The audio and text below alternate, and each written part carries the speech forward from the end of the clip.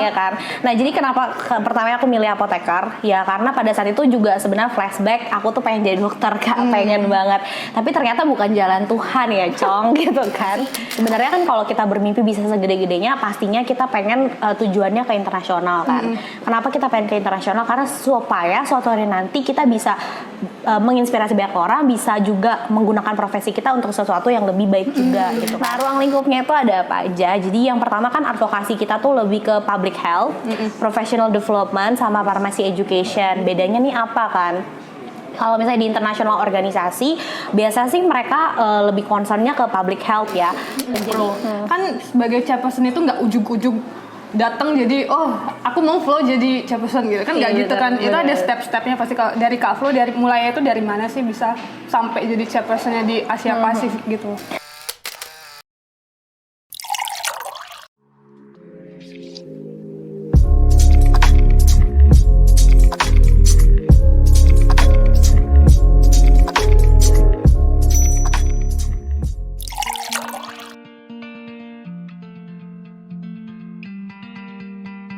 Hai semuanya, balik lagi sama aku Apoteker Intan di Ngopi Intimate. Kali ini aku kedatangan seorang farmasis yang luar biasa banget. Yeay. Ada Kak Florencia. Oh makasih Kak Intan. Jadi kita di sini bakal membahas mengenai Between Study and Organization, a Journey to Build Pharmacist Career.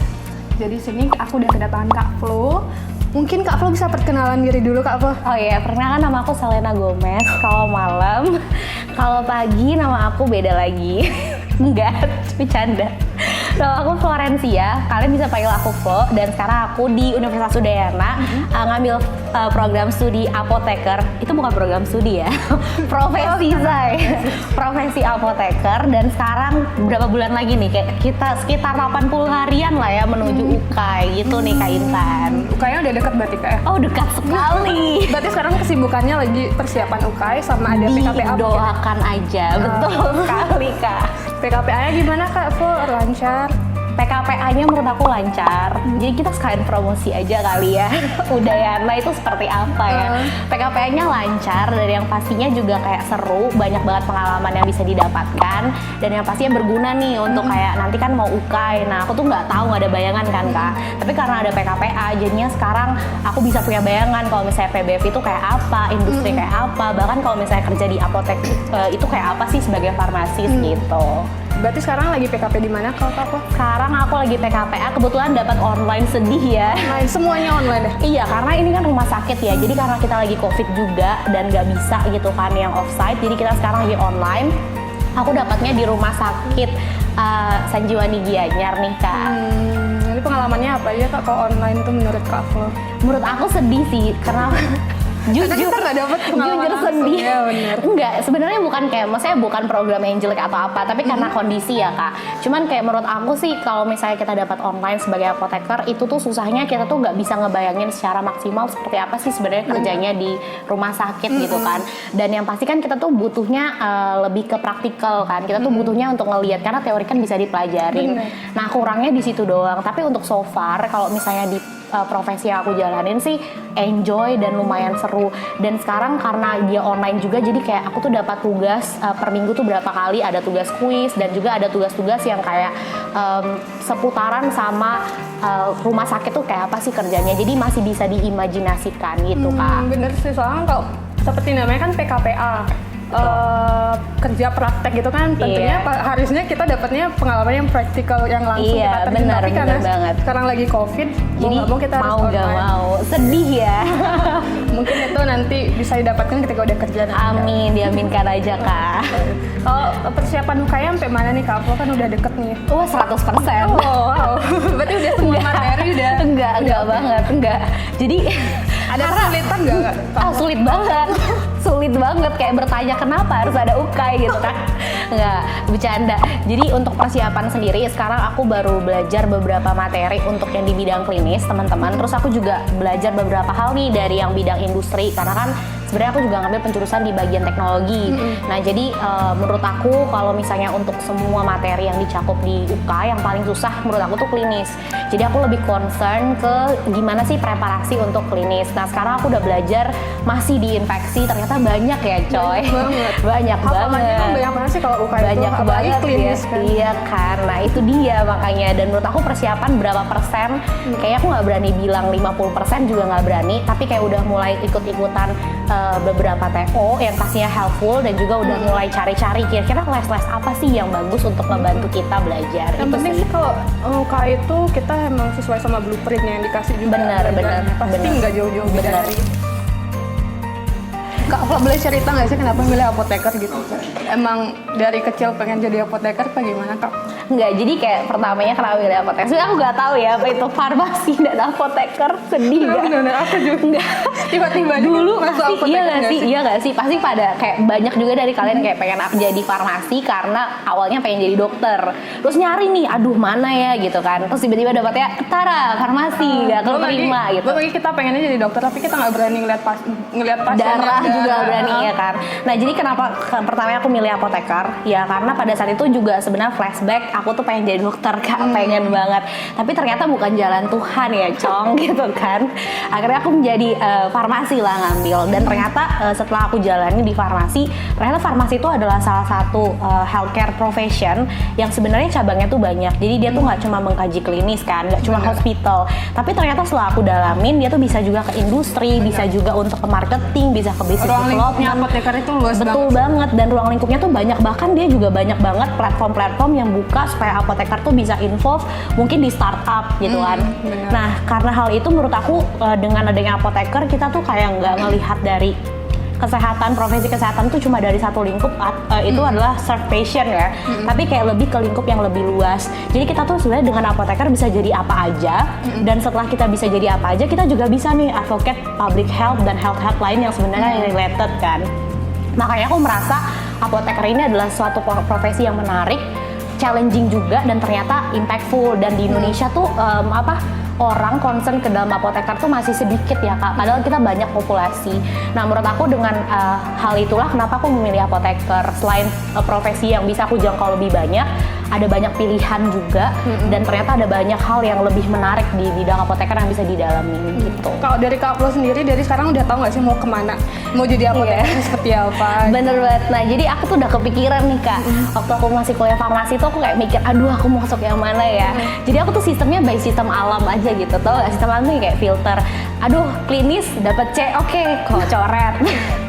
Terus habis itu industri, oh oke nih industri, masuk aja nih teknologi gitu kan. Terus dapat analisis, aduh nggak bisa ngapal coy gitu kan, coret gitu kan. Jadi by feeling ya? By feeling, nggak juga sih.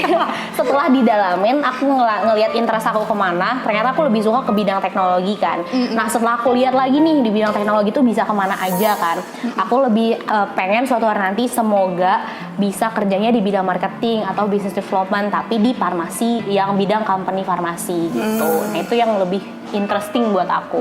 Kalau Kak Flo sendiri ini kan aku lihat di CV-nya itu organisasinya banyak nih, pengalaman organisasinya, dan mostly itu yang nasional dan internasional. Jadi cita-citanya itu pengen yang di level yang mana sih kalau Kak Flo sendiri nanti jadi farmasisnya? Susah ya pertanyaannya pemirsa gitu. Ini kan mimpinya Mimpi Kak ya, Flo. boleh ya, mimpi itu bebas dan gratis ya. Benar banget. Kalau misalnya dilihat dari semua kompetensi, sebenarnya kan kalau kita bermimpi bisa segede-gedenya, pastinya kita pengen tujuannya ke internasional kan.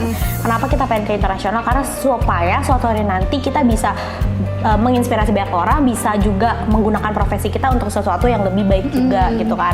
Kalau misalnya dari aku sendiri, kedepannya aku pengen ngambil ke multinasional. Kenapa multinasional? Karena menurut aku ruang lingkupnya juga lebih banyak, ada banyak opportunity yang bisa digali, dan kayaknya lebih banyak pembelajaran yang bisa didapetin juga. Tapi nggak menutup kemungkinan untuk nasional. Jadi tergantung nanti kira-kira setelah dijalanin yang mana nih yang lebih fit in gitu Kak. Oke. Jadi kan kalau di CV-nya itu banyak ikut organisasi juga. Emang targetnya nanti di multinasional atau di nasional juga nggak apa-apa. Kalau kenapa sih terjun di mostly organisasi yang udah nasional dan internasional itu? Apa sih keinginan apa yang melatar belakangi kamu ingin ikut di sana gitu? Iya bener, menarik sih pertanyaannya. Jadi kenapa nih sampai aku tuh pengen banget ke situ? Jadi waktu itu 2017 ya Kak, itu kan pertama kali aku jadi mahasiswa baru ya. Kayak aduh, 2016 bukan? oh iya lupa. Dua kemana aja sih gitu kan. Benar-benar 2016 maksudnya pemirsa. Kan waktu 2016 terus aku bingung nih mau kemana ya kan. Ada banyak nih organisasi yang dikasih. Akhirnya aku tuh involve ke himpunan dulu, yaitu Hima Farma. Jadi thanks to Hima Farma ya. Nah lewat Hima Farma tuh kayak ngebuka banyak hal lagi nih ke aku. Jadi kayak aku tuh bisa ngelihat, oh ternyata aku tuh bisa diambil di bidang nasional, bisa di internasional. Dan dari Hima Farma yang di tingkat lokal juga dan tingkat universitas, jadinya kebukalah jalan ke nasional. Dan pertama kali aku involve itu waktu ke Asia Pacific Pharmaceutical Symposium yang ada di Thailand. Nah di sana tuh aku ketemu pertama kali nih sama IPSF atau International Pharmaceutical Students Federation kan. Dan ternyata dia tuh organisasi internasional bidang farmasi satu-satunya. Terus aku ngeliat kayak kok kayaknya banyak banget nih yang belum tahu tentang platform ini gitu, dan banyak yang belum engage. Padahal kayaknya kita tuh punya prospek yang bagus dengan ini dan bisa ngembangin CV kita tuh lewat sini gitu kan. Jadinya aku memilih untuk oke, gimana kalau misalnya aku dari himpunan naik ke nasional pindah ke situ gitu kan, ke internasional. Nah dari situlah berawal semuanya dan akhirnya aku lebih sering involve gitu. Setiap tahun aku juga mencoba untuk gimana berangkat dan dibantu juga dari kampus karena udah ya lumayan suportif sama hal itu. Sampai akhirnya aku bisa sekarang di internasional dan mengetuai untuk bidang Asia Pasifiknya sendiri gitu Kak. Keren banget sih, sampai jadi chairperson dari April ya sendiri ya. Puji Tuhan. Kalau menurut Kak Flo sendiri, apa sih untungnya kamu itu ikut organisasi-organisasi di internasional gitu? Selain networking. karena kamu, Nah, iya. selain kamu kan pengen kerja di multinasional gitu, selain itu. Iya, jadi kayak kenapa aku kayak lebih tertarik gitu kan. Yang pertama pastinya networking.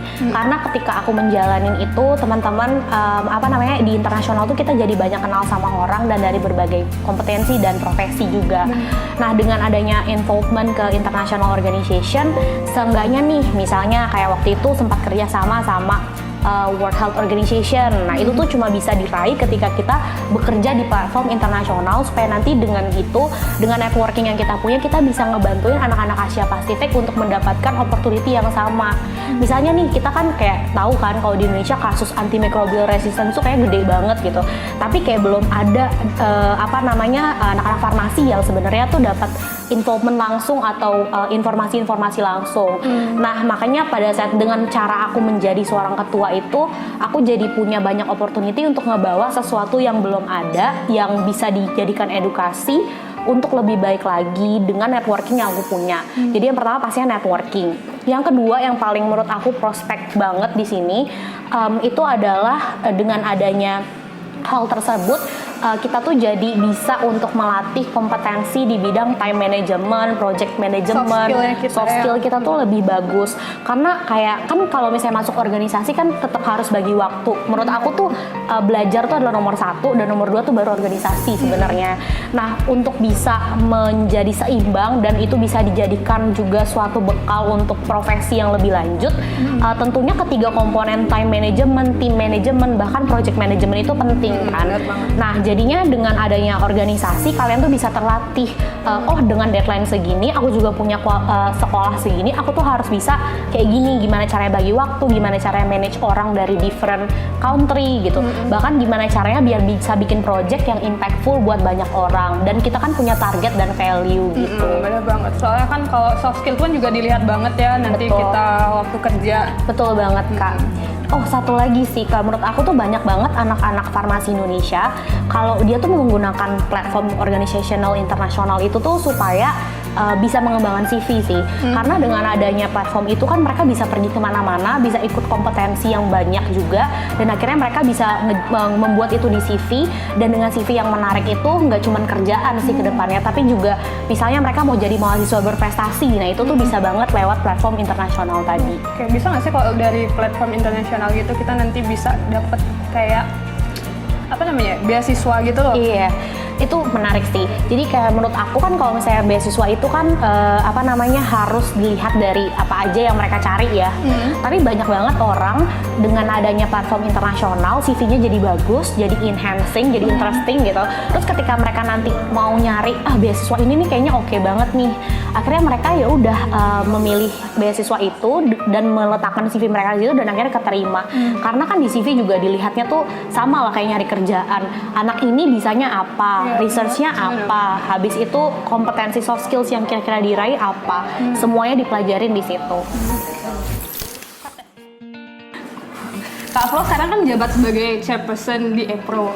Kan sebagai chairperson itu nggak ujug-ujug datang jadi aku mau flow jadi chairperson gitu kan, nggak gitu kan. Itu ada step-stepnya pasti. Kalau dari Kak Flo mulai itu dari mana sih bisa sampai jadi chairpersonnya di Asia Pasifik gitu?